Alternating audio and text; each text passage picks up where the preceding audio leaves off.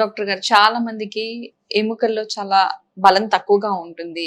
ఎముకలు చాలా డల్ అయిపోతున్నాయి. చాలా మంది అంటూ ఉంటారు కదా! రీజన్ ఏంటి? మనకి ఎముకలు స్ట్రాంగ్ అవ్వడానికి ఏం చేయాలి? ఇది చాలా వేగ్ క్వశ్చన్ అమ్మా.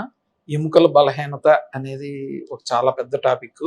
ఓకే, క్లుప్తంగా దానికి సమాధానం. ఎముకల బలహీనత అనేది మనం ముఖ్యంగా ఏంటంటే ఒక 3 to 4 సెట్స్ ఆఫ్ ఏజ్ గ్రూప్స్లో పాపులేషన్లో చూస్తాం. ఫస్ట్ది నెలసరి ఆగిపోయిన మహిళల్లో, అంటే పోస్ట్ మెనోపాజల్ ఏజ్ గ్రూప్.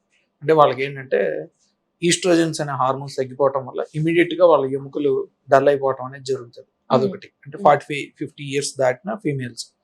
ఇంకా రెండోది, వీళ్ళకే ఒక 60-70 ఇయర్స్ అయిన తర్వాత చాలా వీక్ అయిపోతాయి ఏజ్ గ్రూప్లో. 60-70 ఇయర్స్ ఫీమేల్స్.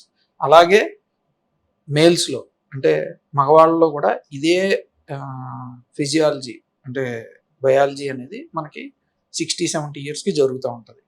సో ఈ 3 మెయిన్ ఏజ్ గ్రూప్స్లోనూ రీజన్ మన శరీరంలో జరిగే క్షీణత, అంటే డీజనరేటివ్ ప్రాసెస్ ఒకటి, హార్మోన్స్ తగ్గిపోవడం ఒకటి దీనికి ముఖ్య కారణం ఇది.